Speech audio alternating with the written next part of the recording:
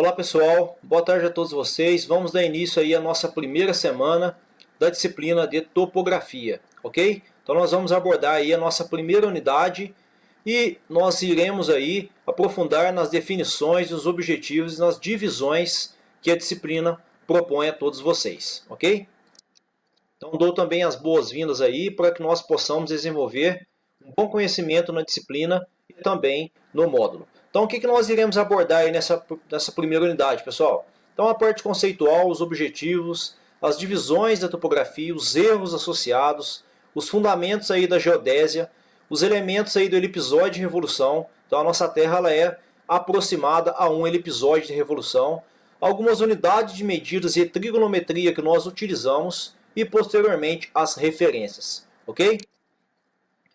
Bom, vocês sabem aí que a topografia ela veio para nós como um meio de sobrevivência. Então nós precisamos saber qual o caminho que nós devemos percorrer entre o ponto de partida até o ponto de chegada. Então a partir disso daí nós criamos mapas de forma que nós conseguimos traçar melhor os nossos trajetos, ok? Então a topografia ela nada mais é do que uma ciência que descreve aí de maneira clara, precisa e minuciosa as formas e as dimensões de um ponto situado na superfície da Terra, ok? Então ela é base, por exemplo, aí para diversos trabalhos de engenharia. Então citamos aí as obras viárias, os sistemas de água e esgoto, as pontes, aeroportos, as obras de terraplanagem, ok? Então trabalhos associados à locação, empreendimentos de loteamento. Então a aplicabilidade da topografia ela é vasta, ok? De forma que nós podemos aí relacionar a diversas áreas do conhecimento. Então, quais são os objetivos aí de nós realizarmos a topografia? Principalmente é efetuar o levantamento topográfico, medindo o que? Ângulos e distâncias, e também associado aos desníveis. Então nós temos equipamentos topográficos aí que fazem a leitura diretamente, indiretamente ou eletronicamente de ângulos e distâncias, de forma que nós possamos representar aí fielmente o mais próximo aí do real uma área situada na superfície terrestre, por meio de mapas topográficos, ok? Nós dividimos aí, pessoal, basicamente a topografia em planimetria e altimetria. Com planimetria, conversamos aí em coordenadas bidimensionais, coordenada x e coordenada y. Então, abscissa e ordenada. Também podemos afirmar aí entre longitude, coordenada e latitude, coordenada n. Posteriormente aí a altimetria, onde nós trabalhamos aí com a representação da coordenada z. Então, em sistema UTM, altitude geodésica ou geométrica. Por meio dela conseguimos aí exemplificar as curvas de nível, então mostrando o comportamento do perfil do terreno, por exemplo, associado ao seu relevo, ok? Bom, pessoal, então nós cometemos erros na topografia ao realizarmos medições, análises e assim por diante. Nós temos aí fontes naturais, instrumentais e pessoais. Dentro destas nós temos aí os erros grosseiros, por exemplo, engano numa medição. Isso pode levar devido à desatenção do observador. Para me evitar esses erros, o que eu posso fazer? Repetição, repetibilidade.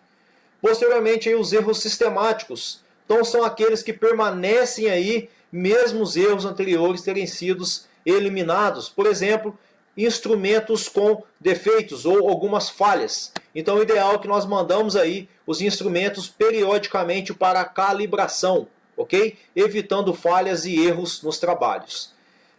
Erros acidentais ou aleatórios também estão associados às condições do ambiente. Então nós, na maioria das vezes, não conseguimos controlar. Então podemos também corrigir através de formas específicas. Então quando nós vamos fazer um trabalho, na medida do possível, nós tentamos aí avaliar e controlar todos esses erros, de forma que nós obtemos aí uma melhor precisão nos resultados. Pessoal, precisão e exatidão, o que é isso, hein? Nós já comentamos.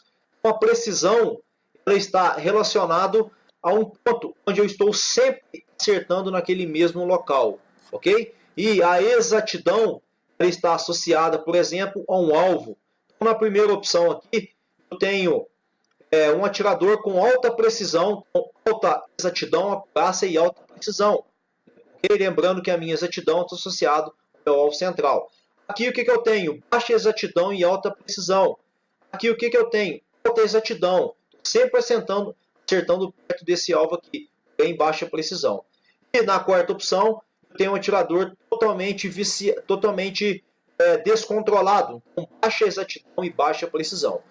Um exemplo disso quando eu tenho um jogador que ele cobra 10 penalidades, ele acerta as 10 no travessão. Então ele é preciso ou ele é exato, ou nenhum dos dois. Nessa ocasião, o que ele tem?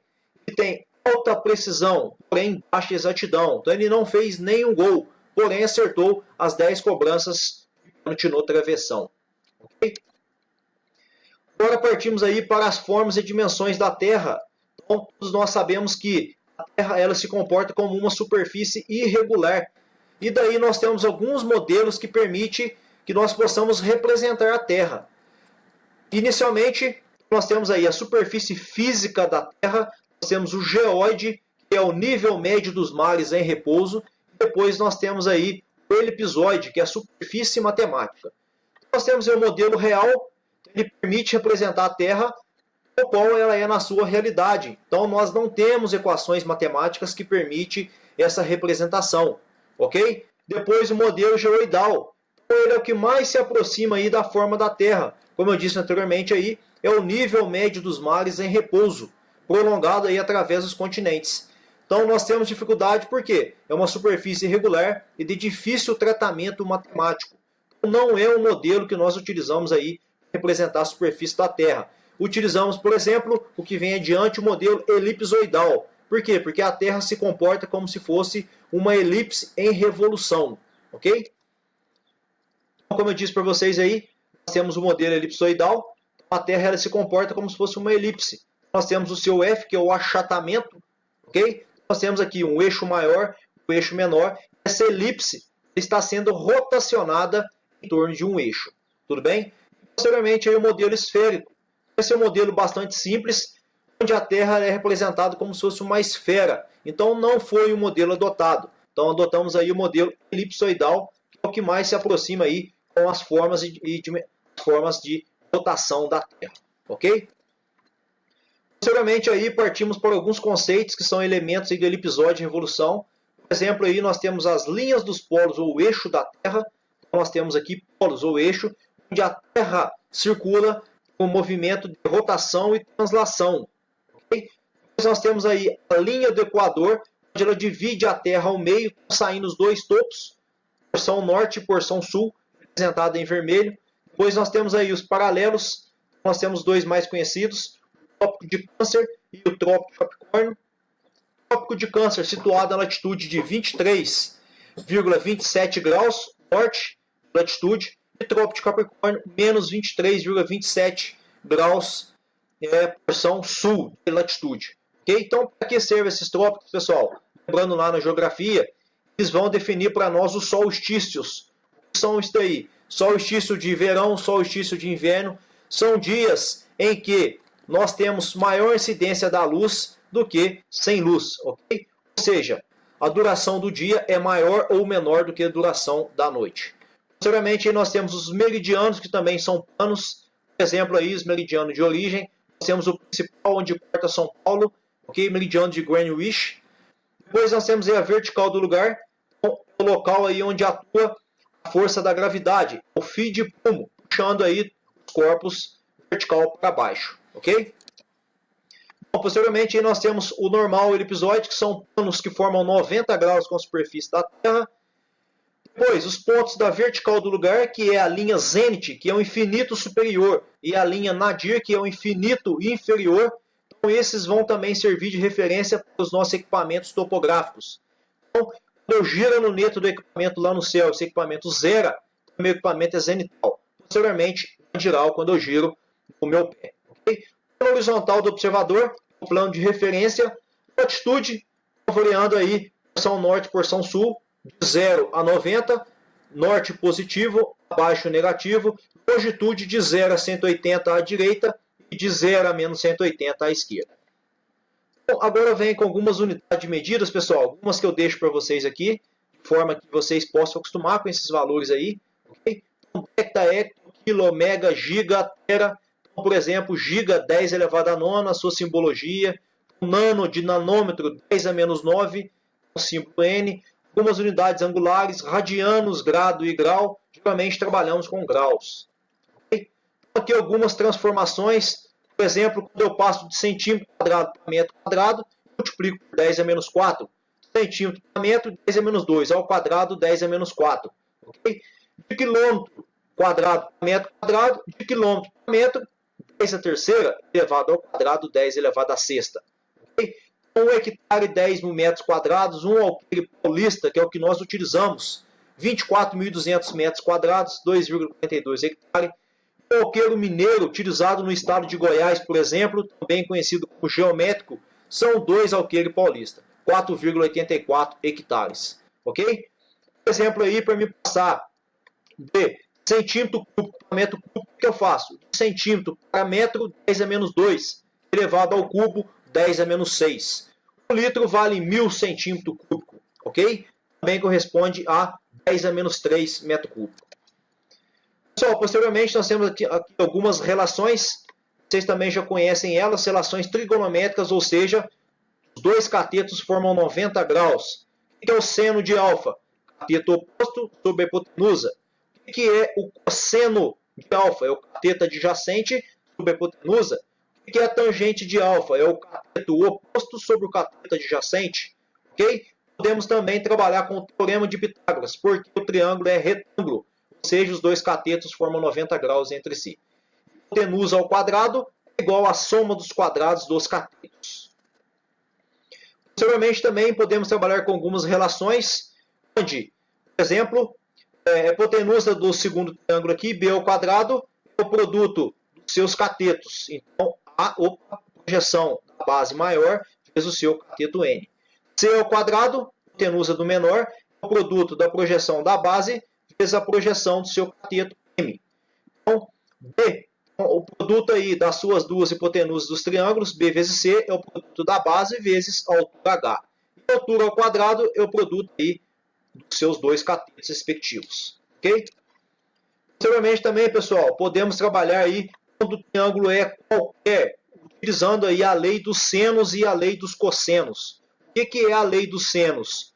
Uma distância A dividida pelo seno do seu ângulo oposto é igual a uma distância B dividido pelo seno do seu ângulo oposto, que é igual a uma distância C dividida pelo seu ângulo oposto respectivo.